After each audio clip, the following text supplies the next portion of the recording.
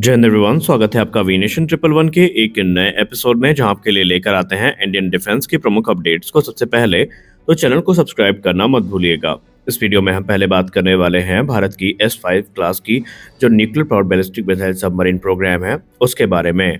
आप सबको पता है कि भारतीय नौसेना की जो नेक्स्ट जनरेशन S5 क्लास की सबमरीन होने वाली हैं, ये काफी पावरफुल होंगी, जिनका सबमर्ज डिस्प्लेसमेंट तकरीबन 13,000 टन के आसपास होने वाला है।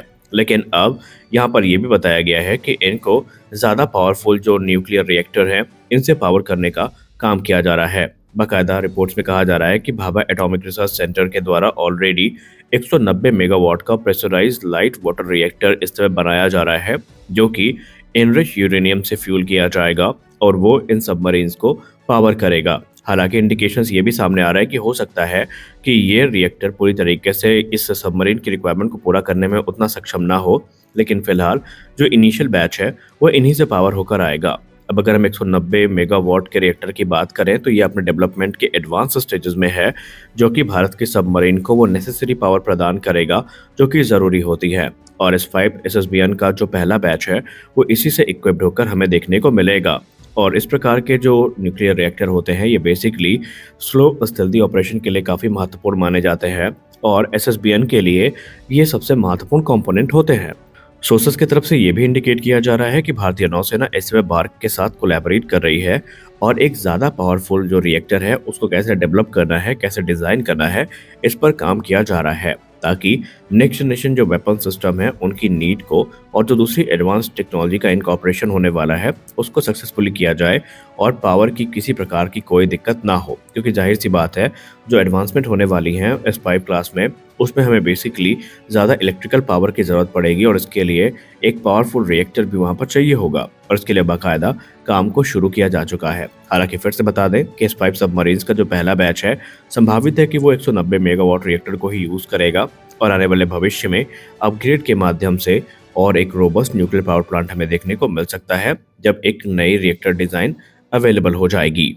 भारतीय नौसेना की प्रोक्योरमेंट स्ट्रेटजी भी काफ़ी ज़्यादा इंटरेस्टिंग नज़र आ रही है, क्योंकि भारतीय नौसेना इकट्ठा पूरे प्रोक्योरमेंट को फाइनल नहीं करेगी, बल्कि भारतीय नौसेना का प्लान तो ये है कि S5 क्लास की जो सबमरीन्स हैं उनको अलग अलग बैचेस में डेवलप किया जाएगा। प्रत्येक बैच में हमें 2 सबमरीन देखने को मिलेगी और सबसे खास बात तो ये है कि हर बैच अपने प्रीवियस बैच से टेक्नोलॉजिकली एडवांस होगा। यानी जैसे जैसे नई टेक्नोलॉजी विकसित होंगी, अलग अलग बैचेस में उनको इनकॉर्पोरेट किया जाएगा और इसी तरह से जो S5 क्लास की सबमरीन होने वाली हैं, ये बेसिकली एक के बाद एक लगातार ताकतवर होती चली जाएंगी और ये भारतीय नौसेना के रिक्वायरमेंट के आधार पर ही सब कुछ होने वाला है। खैर, आने वाले भविष्य में भारतीय नौसेना का डिस्कशन जो चल रहा है वो इस चीज़ को लेकर चल रहा है कि तकरीबन 200 मेगावाट मार्क का जो रिएक्टर है उसको विकसित किया जाए, ताकि भारतीय नौसेना के जो सबमरीन्स है इनको सफिशिएंट पावर वो जनरेट करके दे सके।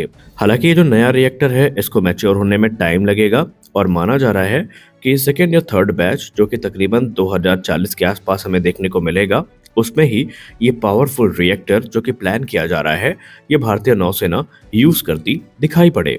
हमारे लिए बड़ी अपडेट रूस को लेकर आ रही है। एरो इंडिया 2025 के बाद से रूस की जो डिफेंस मिनिस्ट्री है, रूस के जो विदेश मंत्रालय है, ये काफ़ी एक्टिव दिखा है भारत को लेकर के।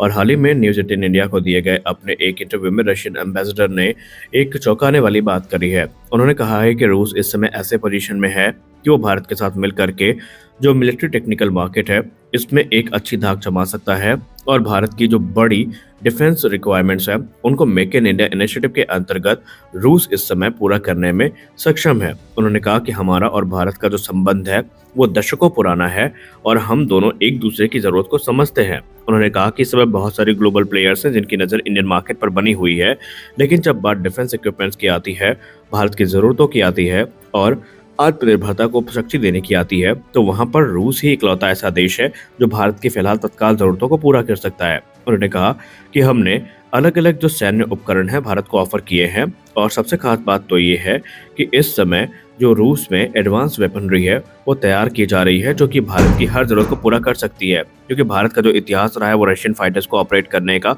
वो काफ़ी पुराना रहा है।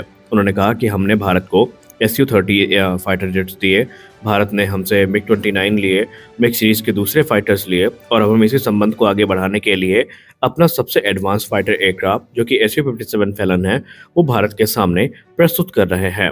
इसके पूर्व में आपको बताते चले कि MRFA में भी रूस की तरफ से जो SU-35 फाइटर्स है इनको ऑफर किया गया था, लेकिन उसको लेकर भारत ने कोई वहां पर इंटरेस्ट नहीं दिखाया। इसके अलावा पैंसर जैसे जो सिस्टम है ये भारत को ऑफर किए जा रहे हैं। एडवांस जो मिसाइल्स हैं ये भी SU-57 के साथ ऑफर में है और प्रोडक्ट 177S जैसा जो इंजन है वो भी हमें देखने को मिला है। अब देखना ये है कि भारत सरकार का निर्णय इसमें क्या होता है, क्योंकि सरकार का निर्णय ही अंतिम निर्णय यहाँ पर माना जाएगा। हालांकि अगर हम रिपोर्ट्स की बात माने तो हाल ही में जो कमेटी का गठन किया गया था उन्होंने अपनी जो डिटेल रिपोर्ट है ये सबमिट कर दी है। इस मामले के जानकार लोग ये कहते हैं कि विदेशी FGFA की संभावनाएं लगभग ना के बराबर है। ना ही हमें SU-57 और ना ही F-35 इंडियन एयरफोर्स में आता दिखाई पड़ रहा है, बल्कि संभावनाएं जो सबसे ज्यादा किसी फाइटर्स की हैं तो वो तेजस मार्क 2 और AMCA को लेकर के है। और जो डिस्कशन भी हुए हैं ये प्राइवेट प्रोडक्शन लाइन को ज्यादा प्राथमिकता में रखकर लिए गए हैं, यानी कि आने वाले भविष्य में हमें इंडिजिनस प्रोग्राम ही तेज होते दिखाई पड़ेंगे। विदेशी फाइटर के जो चांसेस हैं वो थोड़े कम यहाँ पर नजर आ रहे हैं।